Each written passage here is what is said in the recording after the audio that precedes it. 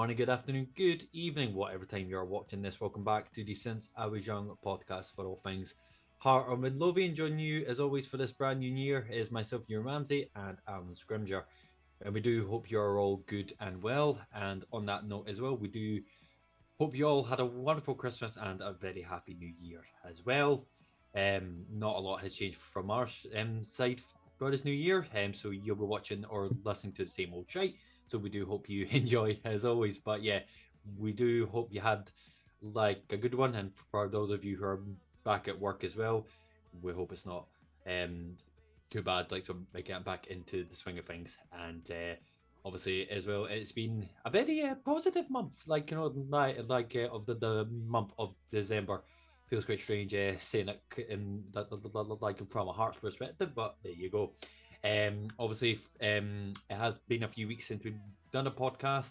Lots of games throughout last month as well of December, and I think we, Alan and all of you can agree, it has been a very good month for us, which is what we're going to talk about this afternoon. Obviously, as well, we've had a lot of games, a lot of chit chat as well as we get into the transfer window throughout January, and obviously we'll talk about some rumours and some headlines as well as we go into the winter break and our next game as well, which I believe is the Scottish Cup round against Spartans as well, which will be a fantastic Edinburgh derby, of course. And yeah, that will probably, like, if I've not missed anything, I'm sure you can put me up on it, Alan, if I have. But I think it's going to be your podcast for our first one of 2024. So as always, guys, if you haven't subscribed, please think about subscribing to the YouTube channel.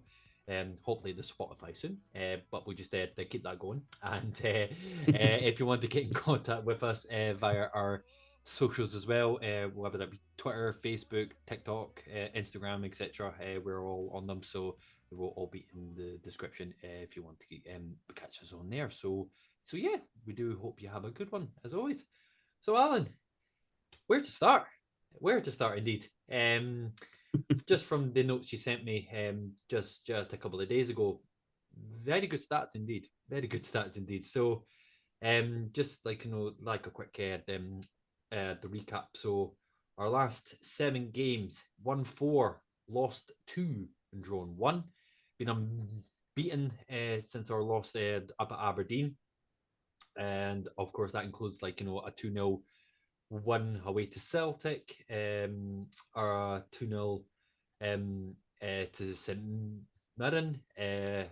Obviously we had the 2-2 draw against Ross County, unfortunately. And we had a 2-1 win against Livingston, and also that amazing derby win away at Easter Road, which was fantastic. That's 13 points out of 15 after Petraudry, of course.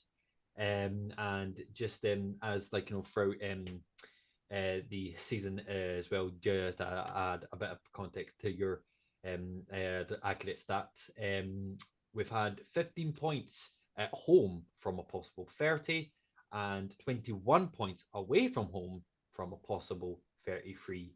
7 away wins, best record in the league.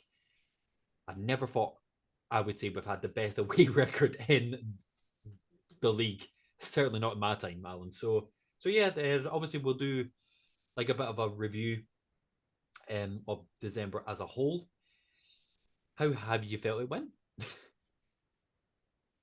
I think pretty well. I think so. I mean, we've spoken a lot about Naismith needing a statement win or needing a statement performance even, and he's got a few since the last time we had a conversation.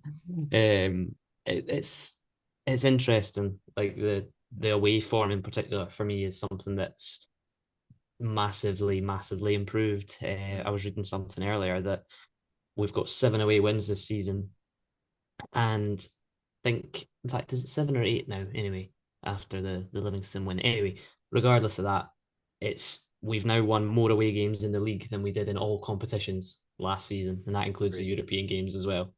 So yeah, the away form has been amazing. But we said just in November, sort of how important the run of games in December was going to be, and in terms of getting results and in terms of trying to get some points on the board. If somebody had said to me we'd have 13 out of 15 of our last points available, considering the games that we were playing, I probably would have laughed at you. Parkhead Absolutely. away, obviously we spoke about that last episode, but going to Easter Road and getting a win is always nice, regardless of how you do it.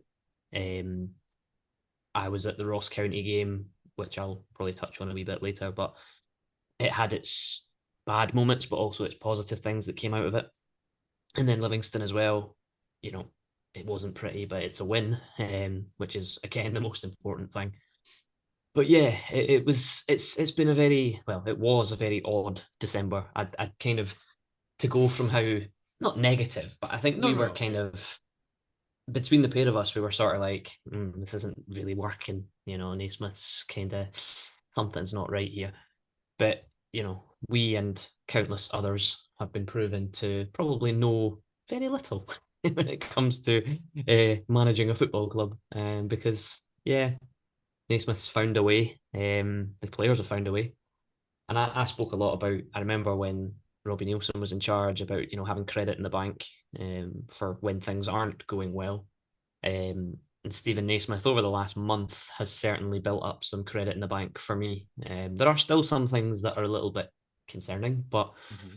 when you take a side away at Parkhead and you win 2-0, and you take a side away at Easter Road, albeit we enjoy winning Easter Road, it's more frequent than they win against us at Easter Road.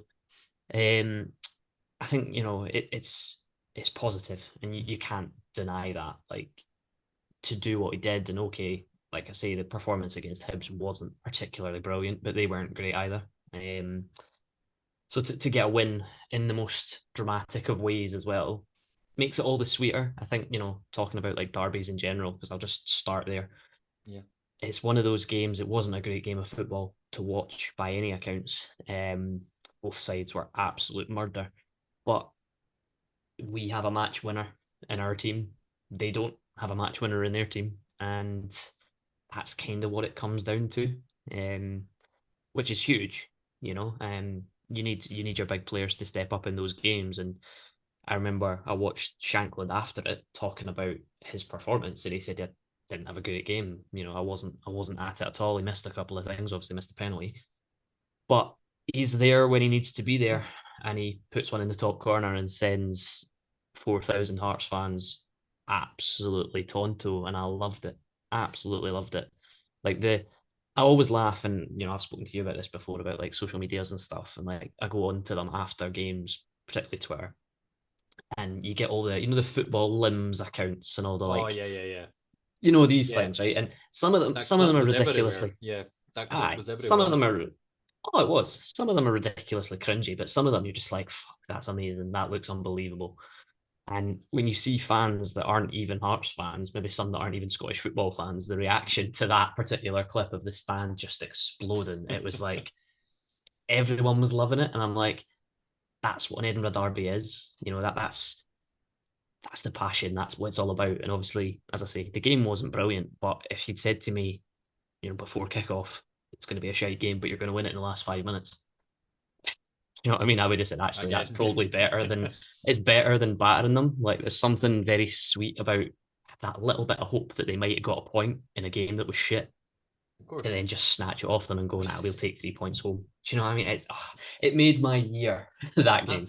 Absolutely, my man. Absolutely. I mean, just a few points that you made there, like I think the first one will be interesting to talk about. Like, I think, you know, I do agree that, like, you're saying that, like, Nate Smith has found like some sort of formula to win games. Like, I guess, and I think a few times, like you said, like you were saying there, like we went to Easter Road, we played shite, but we still won.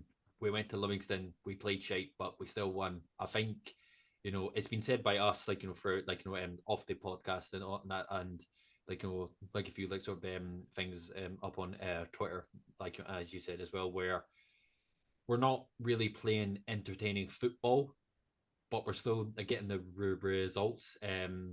Strangely, that seems to like. I wouldn't go as far as to say that it upsets people, but it kind of like the fact that, like, at the start of the year, sorry, at the start of the season, we were all, saying how Naismith doesn't really have a style of play. He's not getting the results that we want, and yet when we're still getting the results that we do want, especially throughout last month as well, like as you said, even to go to Celtic Park, we're isolated, and to win 2-0 and win comfortably, Yeah, like I'll say as well, there's still a section of Hearts fans that saying, but we're playing absolutely shite. Now, I'm going to say up front, if it comes down to watching entertaining football, but not getting the results, or watching shite football, but still getting the results, I know which one I would pick every day of the week. I don't know how you feel about it, but personally, I think, well, like, obviously football, yeah, it's better when it is entertaining, but the main aim is to win. And if this is the kind of style that, like, not saying that, like, Ed Naismith saying, "Oh yeah, just play absolute shite, like, and we'll win." No, but like, if that's how the game ends up, like, I'll take that every day of the week. No. of course. I think it's funny. Like, I put something on Twitter after the Livingston game, and Mm. it got a little bit of feedback from some, and it was quite interesting to kind of read some of the points that people made. And it was essentially basically summarizing it and just saying, we're heading into the winter break. We're 5 points clear of fourth place, Kilmarnock. We've got a squad that's been stretched across December. Injuries have mounted up, players have come back and then been out again. Mm. We're missing some big players in there as well. And the like I said it before, and this was a little while ago, that the defensive side of Hearts has always been, or at least this season anyway, has been good. From an attacking point of view, that's where we've struggled to click because Yeah. of the new players that have been brought in, and Shankland essentially carrying the goal scoring side of the team, which he still is. I don't deny that. But I think it's interesting because the relationships are starting to. I can see little bits of, particularly in the forward line, where it's starting to, like, you're starting to see things. Yeah, Yeah. Shanklin's Yeah. still scoring all the goals, but like we've seen Vargas get a couple of goals in a couple of games now. I'm not going to talk on Tagawa because I'm still yet to be convinced by him, but there's lots of factors as to why that's the case. I kind of jumped on him after the Livingston game and after the county game rather, and it was the typical kind of after match rage, and then having watched it back and having sort of read other people's views, I kind of watered my opinion down on him a little bit. So I'm not gonna throw him under the bus, but Mm. even people like Alan Forrest, squad players are getting brought in and they're contributing, and it's nice to see that. But like talking about like the standard of play and the style of play, I think Naismith, like I'm sure we said it a while ago, that Naismith kind of wrote or put pressure on himself by saying, "Oh, we want to play attacking front foot football. We want to Yeah. be this," and that instantly makes the fans go, "All right, great. That's what we'll judge you on. We'll judge you on whether we see that, Aye. whether we see that attacking front foot football or not. And if we don't see it, we're not going to be happy because that's what you said we'll see." But to be fair, I don't, and this isn't so much a point about Hearts. It's more about Scottish football in general. I don't think the standard of Scottish football compared to previous years, I don't think it's anywhere near as good as it's been. I Oh think, no. but it's down to the fact that anyone can beat anyone on their day, Mm. and that's a good thing. It's a good thing because it Yeah. makes it, unpredictable or whatever you want to say. But it also means that playing attack and front foot football has its benefits if it works and you blow teams away. But equally, if it doesn't work, you get made to look a bit silly essentially. And I think, I've seen us play a few games recently and I've watched it and I've gone, there are signs of good attacking football there. There are things that are starting to look positive. Mm. But if you're a fan that wants nothing but attacking football, you're not going to get that for a 90-minute spell of a game. Like it's impossible. But Yeah, as I said earlier, I think Naismith does have a bit of credit in the bank from me, and that comes from the sort of recent results. Performances, not particularly brilliant, but as you say, I'd rather, Hearts are sitting third, 5 points clear or whatever it is. I'd rather that than sixth or seventh and looking up the way. At least heading into the winter break, we have the luxury of being able to say we're ahead of the rest of them and we've got a game in hand. Yeah. So regardless of whether your manager's Robbie Nielsen, Stephen Naismith, or Pep Guardiola, you're not going to care. You're just looking at the table, going, "Well, we are where we want to be at the end of the season." Like, okay, nothing's decided now, so let's not get too far ahead of ourselves. But Mhm. put it this way, I'd rather be where we are compared to an Aberdeen, for example, who seem to be a bit inconsistent and then picking up a few wins here and there. But it's interesting. It really is. And I think like lots of people responded to that tweet that I put out and basically said, yeah, things are good, but they're not brilliant. And, the standard of the league isn't good enough. And we can't do this, that, and the next thing. We're struggling with this and that and this and that. I think we as fans I think it's just built in the way Hearts fans are. We've got to have a negative somewhere. Oh We've yeah, got to have a of negative course. because not everything can be rosy and wonderful. Put it that way. We could be 5 points clear at the top of the league and someone would still complain about, I don't know, the colour of Vargas's boots or something, which I know I've been prone to in the past. But I've noticed he's put the pink ones in the bin. He's wearing nicer ones now. Don't go there, man. Don't go there. I was heartbroken when they put those away. But yeah, like I mean, just to go back to like a point, yeah, you made there. Like yeah, like I think the best aspect of the squad in terms of the season so far has obviously been the defensive line. Like obviously, like we've just spoke about Kent, kind of being the heartbeat, like like if you will, of that back line. Obviously, we've had Halkett came back in as well, which is nice to see. Can like he's kind of slotted into where Kent was, with Kent now playing on the right side, I believe.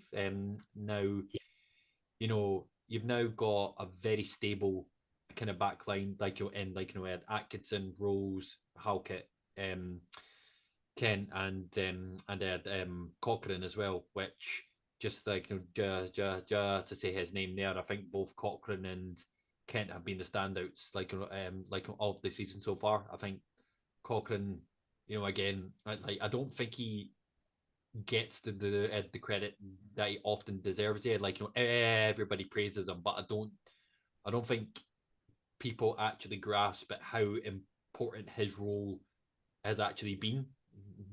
Yeah. Like Oh, huge. he's been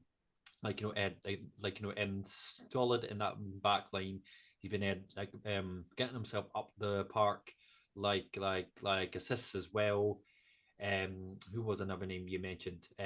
I will eat a tiny bit of humble pie here because I always thought he, he didn't really kind of strike me as like the player that I thought we brought in when we signed him. But Alan Forrest for sure, like he has been kind of like turning my head at least. Like I think obviously he's been like well, I mean well we may as well talk about it just now. But in terms of kind of like you were saying about like kind of linking partnerships as well. I think Forest especially, you're kind of seeing it with Shanklin as well, like not as a striking partner, but just like knowing where he is and like knowing where to to cross the ball, where to find him as well.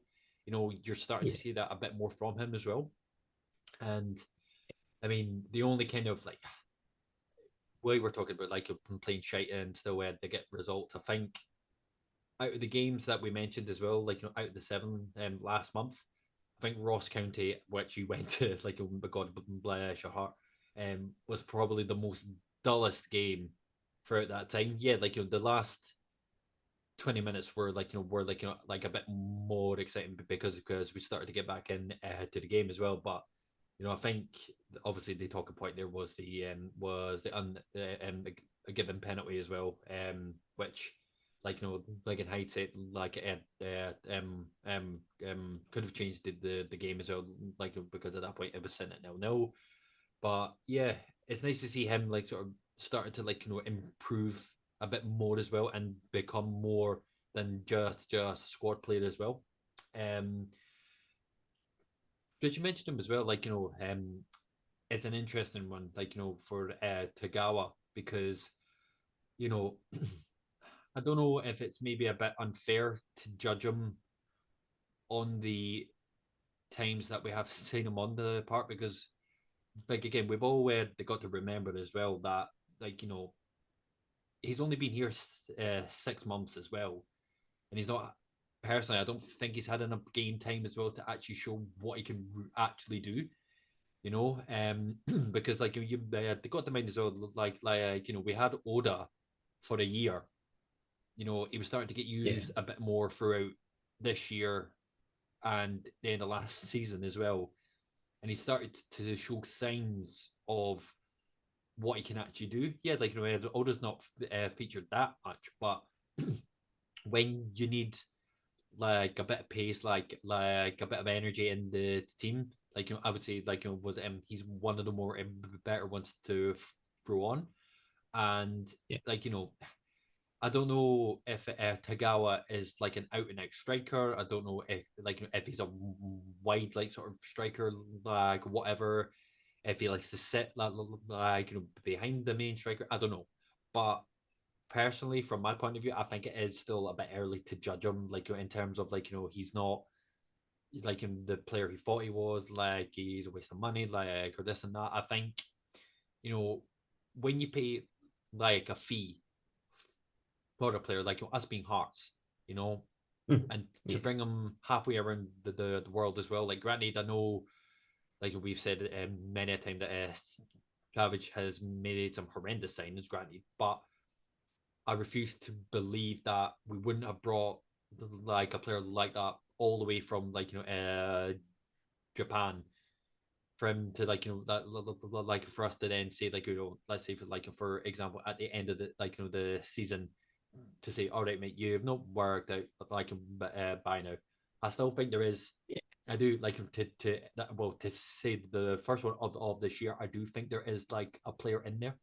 Same from me this year. Like what I mean. So I didn't even see like what you actually wrote about him. I mean, what is it that like it gives you the kind of feeling that he might not be like a player like at least for the future.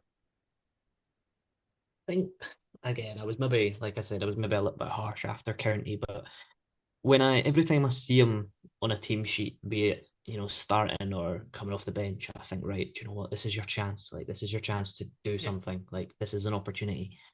And I saw him in the starting 11 against Ross County, and I thought, right, this is the game. This is the Tagawa game. Like he's Yeah. going to do something.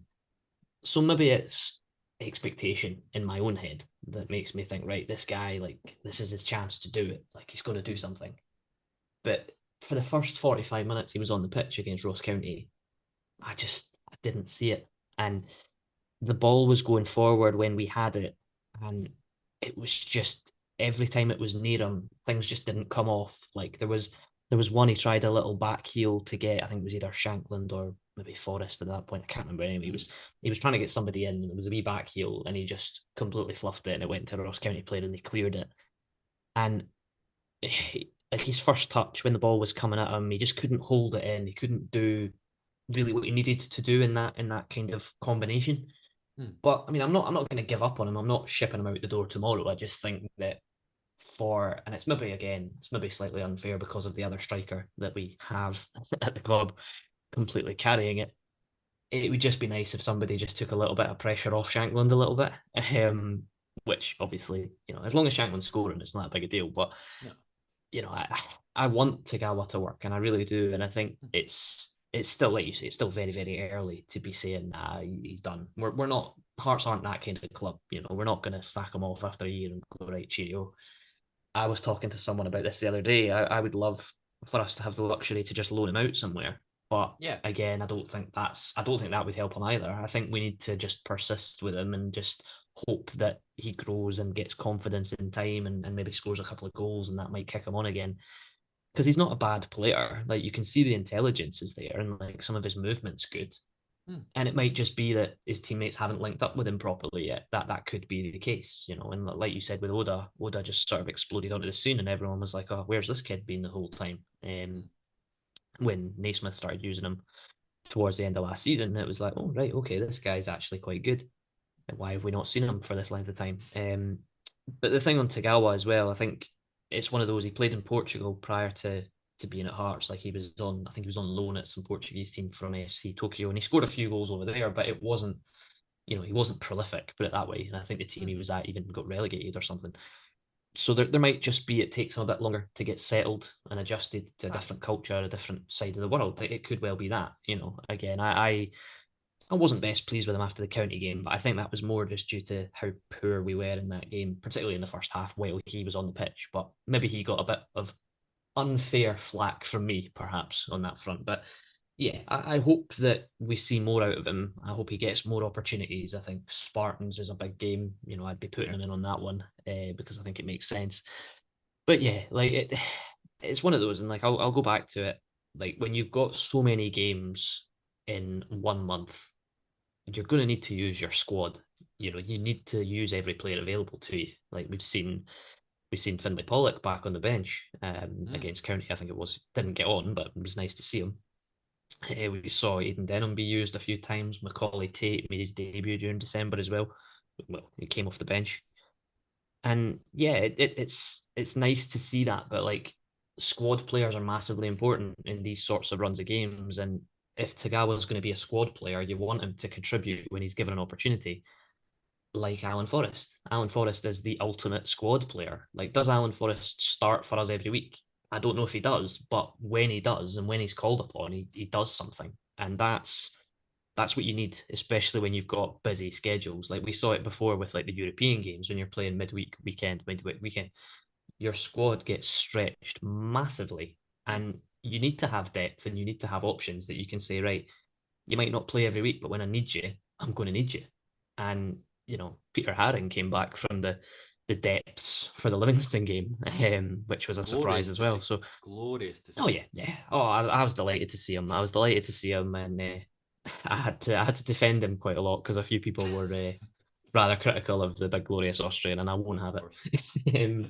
Nah, listen, I can acknowledge that Peter Haring is maybe not long for this Hearts squad, but I don't think you can deny that he's our longest serving player at the club right now. And you know the thing that I love about Peter Haring, and this is all I'll say about him, is that for the number of games that he's played and the number of games that he's missed, you don't hear him running to the media saying, "Oh, I want to leave, I want out, I've had enough, I want to go and play football." If he's interviewed and if he's asked the question, he'll say, "Of course, I want to play." I'm sure there was an article in the Evening News just yesterday or the day before where he basically said that. He was like, "I want to play. Like, I'm not happy at not playing, but the squad is strong and there's options, so I know what my place is, but I need to try and do more to start more games." And that's the attitude you want. And I think if you were probably ask Alan Forrest the same thing, he'd probably come out with the same thing. Of course, I want to start every week, but I understand I might not be able to. But when I'm given the opportunity, I'll take it. And like after the Livingston game, Alan Forrest was man of the match by a country mile in that game. His manager comes out and says, "I want Al to sign a contract. Like I want him to stay." So that is enough endorsement for players like your Alan Forrests, your Peter Harrings, even your Toby Sibbics, who are not regular starters, but when they come in, they do a job. Aidan Denham, another one that came off the bench against Livingston for the last 10 minutes, and it was just added on time. And he was solid. Like he did everything he was asked to do in that last 10 minutes. He just killed the game. And it was like, yeah, do you know what? You might not be a regular starter, but when you get an opportunity to play, you've got to make the most of it because that's how you get in, especially with injured players that we've got. And as I say, the squad being stretched as much as it has been. Indeed, sir. Indeed.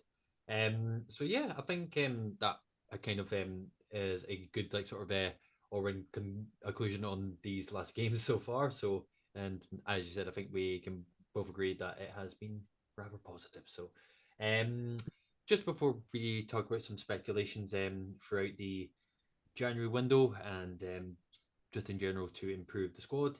Alan has came up with a great idea for you guys to get involved. So a question that was raised to myself not too long ago by yourself, Alan, is if Hart or Midlothian had a Mount Rushmore of their own, I believe it's four faces, I think it is, either player or manager, we want to ask you guys who would you personally have on your Mount Rushmore? I don't know. I think mine would probably get rejected as I would probably have was it Andy Halliday copied and pasted 4 times, but which is another subject which I'm gonna try to hold together throughout this next 5 minutes. But yeah, I'm not like I've generally not even thought about it yet, Alan. I mean, if you have thought of yours, you're more than welcome to share it. But if you guys want to get on this, we would love to hear your responses as well. Like I'm sure Alan as ever will put a wee post onto Twitter, like just to see what you guys would want to have on your mount. Who would you have out of interest, Alan? Yeah, it was born of a conversation that I had with a friend of the podcast, and in fact has appeared on the podcast multiple times. John, we were having a conversation about Plaza and talking about Hmm. statues. And then it kind of escalated to Mount Rushmore. It's just a bit random, a bit of a Of random course. tangent, but yeah. So no, I kind of, as I say, I predicted that you would have went for a certain Andy Halliday 4 times, Oh but yeah, of course. Yeah. yeah, that's predictable. Nah, I think No, I no, would no. go. I've kind of gone back and forward on a few of them, to be honest with you, and it's an interesting one because everybody, depending on what generation of football fan you are, everybody will say different things, Aye. because it's players that they've grown up watching or managers that they've grown up enjoying. I went with, and I've got 3 out of 4, so I'll give you 3. Okay. Well, I've technically got 4, but I'm kind of umming and on them a wee bit. So, firstly, of course, it would be John Robertson, the hammer of the Hibs. He'd have to be up there, just because of the legend. I'd have Jim Jeffries up there because I fucking love Yeah. Big JJ. I would have, well, Tommy Walker, Of greatest, course. greatest of greatest. And the fourth one was one that I've gone back and forward on, and it maybe it's something, maybe I've been influenced by older generations because I never really saw him myself. But Dave Mackay would be in there for me. Um, but if you're talking about like my sort of generation or my kind of like Mm. players that I've enjoyed watching, because I feel like I've gone Tommy Walker and Jim Jeffries and then Robertson, and I'd probably go. I mean, you could go down the sentimental route and go as Aliukas just because of cup winning legend, captain, maybe of this sort of era. But I say this era, it was 2012, it's fucking ages ago. Makes me feel really old when I think about that. Go on. To be honest with you, feels like yesterday. But yeah, so there's 3 locked in for me. The fourth place is kind of reserved Yeah. for additional thought, shall we say. Fair But like dues. you say, I'd be very, very interested to hear what some people say, and if you could come up with one that doesn't involve 4 Andy Hallidays, that would be that'd be impressive.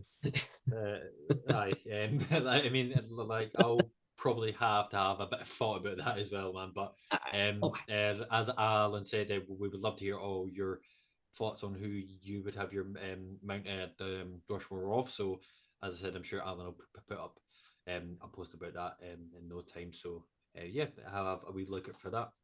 So, as we said, Alan, we are now in winter transfer window now, January.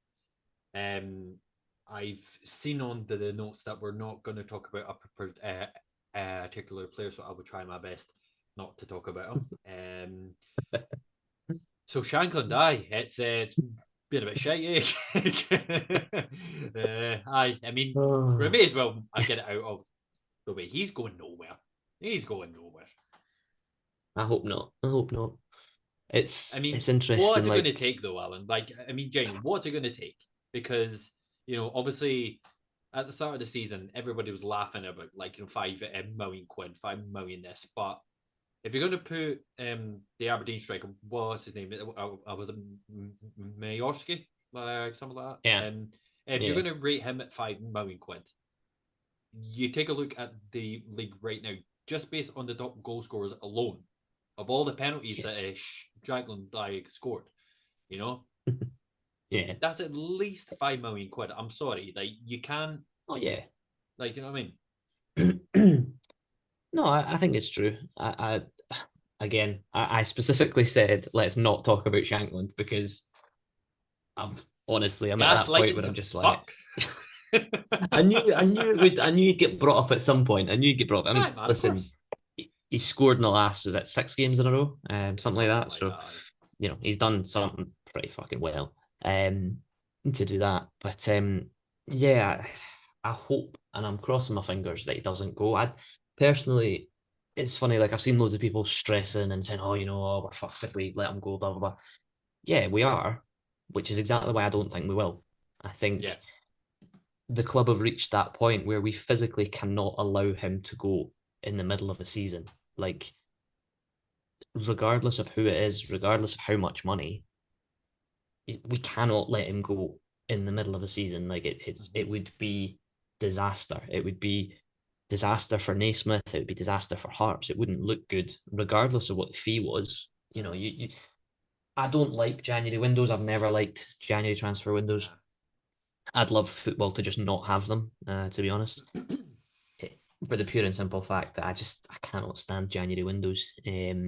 You don't find quality players in January windows. No. You don't. So if we were to sell Shankland in January, you can't replace him in that window. You can't. Like, regardless of the money that we'd get for him, you can't replace him in the middle of a season.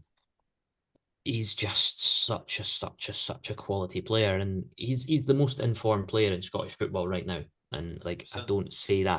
I don't say that lightly. Like, he genuinely is. He's a match winner. We saw him score the winning goal against Livingston, and Davy Martindale said he won the fucking game for them.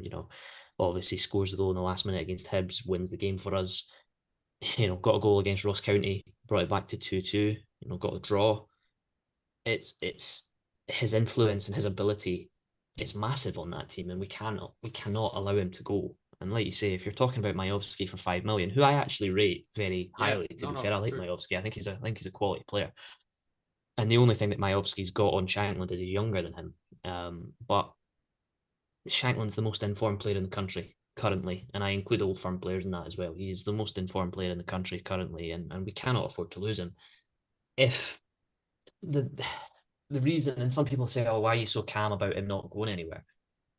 I don't think now is the right time for Shankland to leave Hearts. I think I've looked at all the options of places that have been linked with him. There was a few English clubs that have been thrown into the mix in the last few days. However reliable or true they are, I don't know. But big teams as well, like teams like Leeds, Everton, I've seen linked with him as well.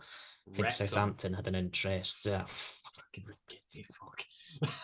fuck off, honestly, man. That was just fucking ridiculous, wasn't it? But their fucking record fees like 500,000, and somebody saying, "Oh, they're going to throw 7 figures at Lauren Shannon." Fuck off. Not a problem. Again, it's another reason I cannot stand January transfer windows, because everybody suddenly becomes an in the know journalist because they've Right. got a friend who's a barber of the dog of the footballer's wife or some shit. It just winds me up. It genuinely does. I cannot stand it. Like, I don't mind it in the summer, but do you know what I mean? You get like the little Twitter accounts that pop up going, "Oh, in the know exclusive." Fuck off. You don't know anything. And in the case of Fucking Lauren Shankland, triggered to fuck. I'm so glad I it brought just it winds me up so much though. And you're like, do you know what? Like, people just do it for attention, and it fucking triggers me. Anyway, with Shankland, right? Put my sensible hat back on again. Aye. With Lauren Shankland, if I'm Lauren Shankland and I'm looking at the situation right now, do I want to sign a new contract at Hearts? Probably not, to be quite honest with you. And that's purely because I'm looking at it going, right, I think he's 28 now, 27, 28 maybe. 28, yeah. He's not in the regular Scotland squad every time like they get selected. The only reason he got called up in the last squad was because Che Adams got an injury and he ended up coming up to replace him. So he's on the fringes of the Scotland squad, but with his goal record, he should be in the Scotland squad. It's just because Steve Clarke obviously doesn't like him all that much. But he's going to get into the Scotland squad. If he stays at Hearts, continues to score goals from now to the end of the season, he will be on the plane to Germany in the summer for the Euros, without Oh, doubt. Without doubt. Like, you couldn't leave him out. Like, he is the top scoring Scottish striker currently. Like, nobody touches him for numbers. So if I'm Lauren Shankland, I'm going, right, I'm going to play every week. If I stay at Hearts, I'll play every week. I'm the captain. I'm important. I'll play every week. Might not score every week, but at the moment he is. But I'm safe. I'm stable. I'm comfortable. I'll just stay. because the club want me to stay. The fans love me. This is great. This is the perfect place for me to show Steve Clarke, put me on the plane. If he goes to Rangers or Celtic, who I've seen linked with him as well, is there a guarantee he starts for them? No. I don't know. I don't know if there is. There's not a guarantee. He probably gets in, but the But way like, Celtic and Rangers are, the one game that he has that he's maybe not on form, like we've seen the last few weeks, Shankland hasn't been brilliant the last few weeks, but he scored goals. But Celtic and Rangers fans wouldn't tolerate that. If he's their leading striker, leading the line, they'd be like, nah, we want you to score every week, and if you don't, you get dropped. Like that's how they work. So he's not guaranteed to start every week for either of them. Sure, he'll get more money, and if that's the motivation and that's what he wants to do, then yeah, let him go. Like if money is his main motivation, by all means, because we can't pay what other teams can pay. But I don't get that vibe out of Shankland. I don't feel like that's his primary thing. Maybe I'm wrong. Maybe every footballer feels that, it's all about the money and all that, which it probably is. And especially if you're being offered 5 times the salary that you're on, of course you're going to consider it. of course. But I just think that for Shankland's own good, and it might just be me with my maroon tinted glasses on, he shouldn't leave in January. I don't think. I think it would be silly for him to want to go in January, and the noises that he's making, I don't think he wants to leave right now. I think it's again, it might just be me kind of reading into what he says and how he says things, but like they asked him after the Hibs game about what he thought, and he says, "Oh, I'm contracted for 18 months and I'm happy, and I'm scoring and all the rest of it." So it might all just be lip service, and he might end up leaving in 3 weeks. I don't know, but personally, I don't see him leaving in January. I don't think it would be a sensible thing for him as well. I think 18 months left on his contract with Hearts. I don't think he's going to sign an extension, to be honest with you. But I think Hearts are going to ask him whether he wants to. And if he says, yeah, go on then Hearts will have to put an offer on the table that says, right, we're going to make you our highest paid player. We're going to make you our most important player because that's what you are. And it's whether we have the finances to do that, which is the one thing I don't know, because obviously we've heard a lot about like caps of wages, and like the club are very not tight, that's the wrong word, but they're very careful when it comes to contracts. So they're going to have to break the mold with Shankland if they want to keep him, and if they want to be serious and say, right, you're in your prime right now, you're at your peak right now, we want to secure you, we want to stop you from going to the clubs that are being linked with him. But I think the clubs that are being linked with him, it might just be enough for Shankland to go, well, Everton are linked with me, they're in the Premier League in England. Whether that is a serious link or not, if the names are being floated out there, the club are going to have to say, right, what do we do here? Because it's a really, really difficult one. And I know, like I said, I wasn't going to talk about it. I've just spent 5 minutes rambling about it. But, and I've said this before, he is at his most valuable price point now. Like, we could demand decent money for him now if he is to go. We need big money for him in January. That's the only time you're going to get big money for him. End of the season, he'll be in the last 12 months of his contract, so it takes the value away a little bit. But equally, and people, this is something that I'll mention before we move on and talk about something else. European football is massive for Hearts, not just from a, prestige of club point of view, from a financial point of view. We saw last season when we were in Europe, we earned like £6 million or something in additional revenue because of European football and the group stages and away trips and all the rest of it. If Lawrence Shankland stays to the end of the season and continues doing what he's doing, and the club continues to do well, we can secure European football, and that's potentially another £6 million. So do you sell Shankland for, say, around that figure now, or do you keep him and secure it in the summer, and then play European football with him next year, and say, well, you've got 12 months left on your contract, but we're not gonna give you a new one, but we're not letting you leave because you're too important. It's a really, really interesting one, but to summarize it, I don't think Shankland will go, and I'm not having a panic about it. I'm not worrying about it. I don't think he leaves in January. I might be wrong. The barbers, dogs, friends, mothers, daughters, postman might come out with an exclusive and say he's going to Port Vale tomorrow. But do you know what? I don't think he's going anywhere, and that's more in I don't feel like it makes sense for him to leave Hearts right now. So without saying a single word, thank you very much, Alan, for that. It was a good exclusive there, my man. True Thank you so though. much. It's true. I know, no, man. I It's get you. I true. get you. It's I true though. get you. And No, no, no, listen, no, mate. It is like no, like it does make sense for him not to leave. Like he wants to, mm, like play for Scotland every week, but like coming up to the Euros as well. He's comfortable. He's happy. The fans love him, as you said. There would be no reason for him to actually leave. But like in this game now, every player has a price. Every club has a price yeah, as well. So again, we just yeah, need to see how the week 6 are going as well, yeah. like in regards towards that as well. And other news as well. It came out on the Hearts Twitter not too long ago. Harry Stone as well has extended his stay at Queen's Park, if that's right. And I might be. I mean, it is one of the teams. Like I literally just Hmm. said it just out. Queen of the South. So well, close enough. And Close enough, right? he's extended his stay there. Obviously, Lewis Nielsen, who I've been seeing has been doing quite well. Partick as well. Like he's scored his first senior goal as well, so good on him. Also been linked with a trip out as unfortunately for myself, I'm sure many Hearts fans will be delighted to see him go, but Andy Halliday has been linked with a move to Livingston again. That kind of makes sense. He's not they're getting the game time that he's been being shown in the past few seasons. I think if it makes sense for everybody, there's not a reason for him not to go. Apart from that, we've not seen any other links as well. Like in regards to our squad, I'm thinking, like we don't really need to spend a lot or recruit many players in, but I think just in terms of having a backup, and I think it was a prime thing throughout the summer as well.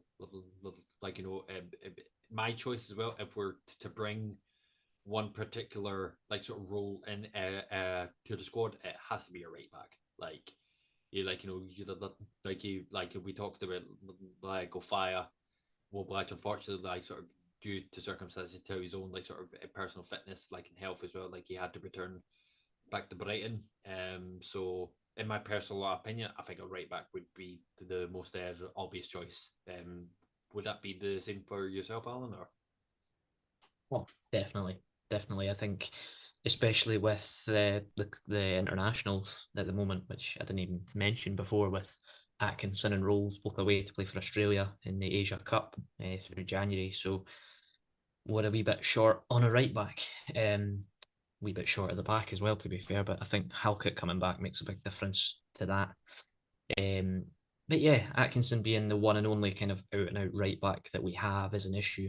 Even when Ofaya was with us, I didn't really see him as much of a right back. Seemed more of a centre back.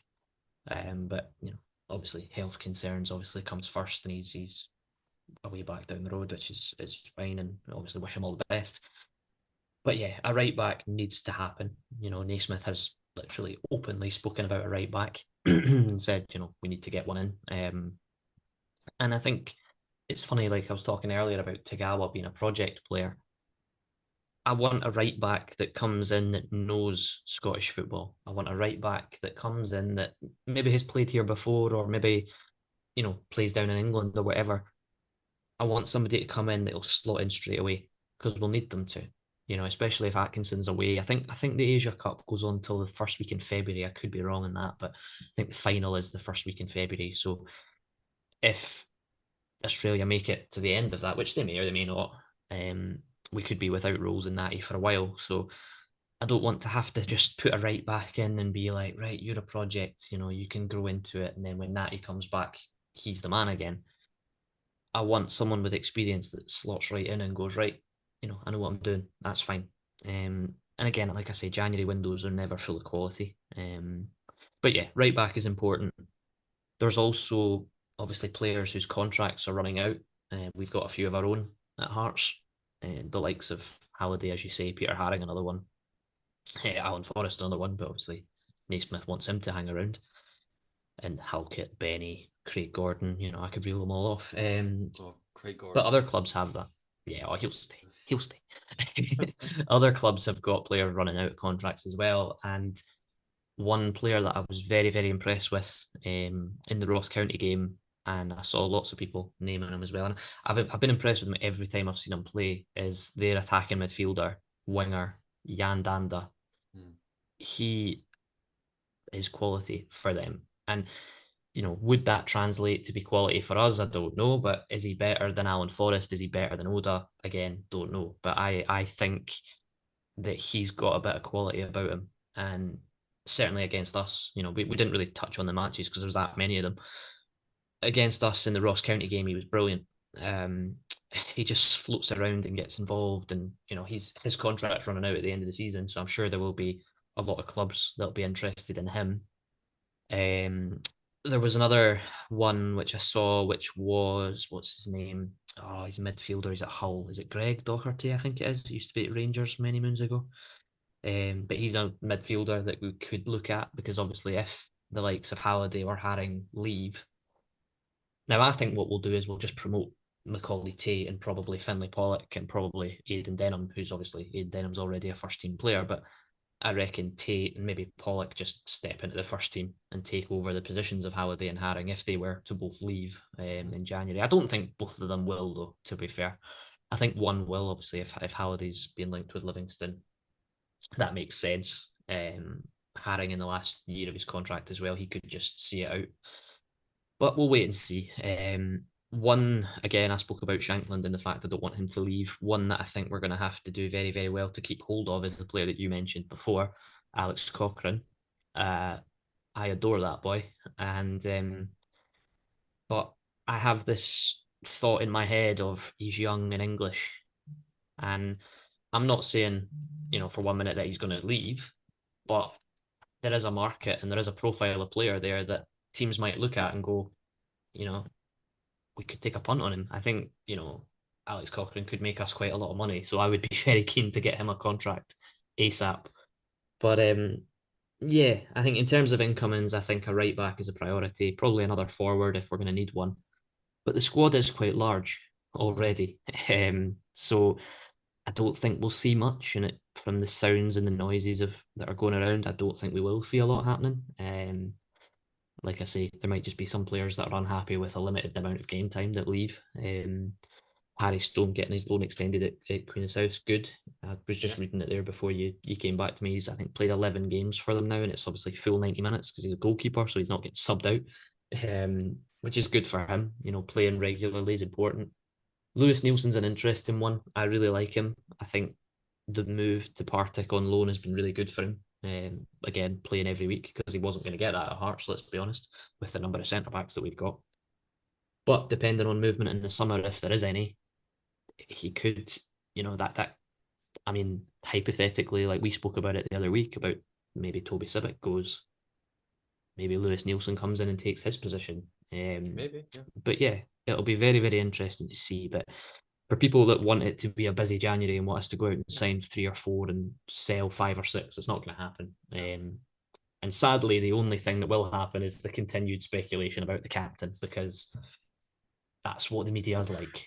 We won't go down that road again. But it's okay. No, we won't. We won't. But it's true. It's true. Yeah, As no, much no, as we're talking about speculation, it's going to keep happening, and I know. you just have to tune out. You genuinely just have to tune out. Like if I have to listen to Barry Ferguson, Martindale, Chris Sutton, Chris Yes. Boyd, if I have to listen to Lee some McCulloch, washed up, especially.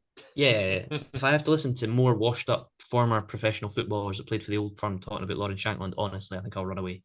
Don't You might worry, be doing the don't worry. podcast yourself next week. You'll just be you because I'll be off. Not a problem. Well, in that case as well, we would love to hear what your thoughts for the January transfer window should be in terms of ingoings and outgoings. If you think anybody in particular you would like to see or out as well, we would love to hear all your thoughts about that. Let's say him coming to the end of the podcast. Obviously, normally we would do like a preview to the Spartan game. Obviously that's not for a wee bit. Is it the 12th or the 20th of January? Is that right? 20th, yeah, the Yeah. 20th. The next game we So come back to, yeah. we've still got a few weeks left. So I won't say we'll do a preview as such, like because there is still a few weeks left to actually come in. But um, I think a question that I can ask you, and you can only pick one player, and I already have my player in my head. So obviously for the cup games early in the competition, obviously you will see to a certain degree a bit of a rotation. Now, with that being said, if you had to pick one player, and I know my player, and I'm gonna say it like as soon as I'd like to finish the question. What one player would you like to see feature in the squad for the game against Spartans in the Scottish Cup fourth round? In the squad against them, and I'm going to tell you my pick, and I think it personally makes sense. Craig Gordon. I want to see that boy back in the squad. I want to see him put on the jersey again. I want to see him fucking make saves. I want to see the handsome bastard standing in front of me, in front of my telly screen, whatever. I think Yeah. I genuinely think it makes sense. For all as much as like eating like a bit of humble pie as well. I personally didn't think that Clark was amazing this season, but due to the stats, actually watching the games a bit more, he's actually done quite well. But if you were Naismith, would you make that decision to see Craig Gordon like in goals for the cup game? I think so. I think it makes sense. I think they probably would have penciled him in to play that game, to be quite honest. There was a game a few weeks ago. Was it St Mirren at Tiny when Xander Clark went down? We're knock and Oh, Craig I Gordon saw the was picture. Oh, I saw the picture shut aye. down, Alan. Oh, Yeah. I know oh, he was close to coming on. He was close to coming on and then oh. I know. And then Xander Clark stood up and just went, "All right, I'm fine I again." fucking raging, I felt I raging. felt quite bad for him because he's sitting on the floor. He's sitting on the floor, clearly with a knock, and all of the stands at Tiny just start singing Craig Gordon's name, and then I it's like, know. he's back. This is amazing. This is amazing. And then Xander Clark stands up and goes, "I'm all right, folks. I'm fine." And then there was like the little like pity sympathy Xander Clark chant for like 2 minutes, and it was like, "Fuck, we need to support him here." Like we really wanted to see Gordon come on, but Xander's I actually know, all right. bless. But nah, for the Spartans game, I think Xander Clark will probably be rested. I think Gordon comes back, yeah, just because again it makes sense. I said it earlier. I think somebody like Tagawa could get a run out in that game. But there's equally, it's an interesting conversation, and again, it's probably something I'll post up near the time. Hmm. The cup is important for Of Hearts. course. Like the Scottish Cup's always been important for Hearts. The League Cup as well, but we don't do well in the League Cup. But the Scottish Cup's always important for Hearts, and it'll be important for Naismith. He'll want to do well in it. Um, so I think there's lots of people that say, oh, we should play that you know Kirk from the reserves that's banging goals in for them. He should play against Spartans and play Finlay Pollock and play Aidan Denham and play Macaulay Tate and all these guys. And don't get me wrong, I'd love to see some of them, but we also don't want a cup upset, you No, know. absolutely Um, not. so I'd probably think players like maybe Liam Boyce comes back in and plays because I'm hoping he'd be back fit after the break. So yeah, I think it'll be a wee bit of a mixture. But yeah, I'm gonna go with you. I think Gordon. I can't wait to see him. I can't wait to see him back playing again, and I hope that he gets to the game against Spartans. Um, Obviously, like you say, we've not done much of a preview, but an interesting point, and I'll say it now and maybe post about it later. Hmm. When we return from the winter break, we have 5 league fixtures. The first 5 league games are against sides currently in the bottom 6. Hmm. So could be an opportunity for us to go on a run. We've got the game in hand, which is against Dundee. We play that one. I think we played Dundee twice actually. So if we can kick off again, start that second half of the season strong against good opposition that we should be able to get points off of. Hmm. Third place, I'm not saying we can run away with it, but like I said at the start, we're in a good place. Let's enjoy where we are, but also realize that nothing's done yet. But February's run of fixtures does look quite favourable for us, shall we say. So we could put the foot down. We could put the foot down and start flying away and, hopefully try and have that third place sewn up again as early as possible. But equally, we know what Hearts are like. Aye, So of course we either do. could happen. We could plummet or we could fly up the table. Who knows? Absolutely, sir. And let's hope that happy place continues when we come back from the winter break. Yes, and I believe, if I'm right in saying that we won't again, be back for a podcast next week as I am away on a well-deserved holiday. Like, as I'm sure that you guys know that we work in the industry, and Alan know as well, hospitality is a bastard. So I will be going away for a few days to recharge. So, but like as always, we will be active on the social sides as well. Obviously, again, as to recap, want to hear your thoughts on the January transfer window. Want to hear your thoughts on the Mount Rushmore as well. And if you would play Gordon in the Spartans game when we return to the Scottish Cup as well on the 20th. And I think we pretty much covered all we need to do on this week's episode. So once again, guys, as always, thank you for watching as well. If you aren't subscribed, please think about subscribing. And as I just mentioned there, if you want to get into contact with us through all the various social media sites that we are on, please feel free to do so. And as I said, we will keep you updated when we will be back throughout the winter break. So from myself and Alan, we do hope you have a good one and a good winter break, and we will see you in the next one. You all take care. Bye for now.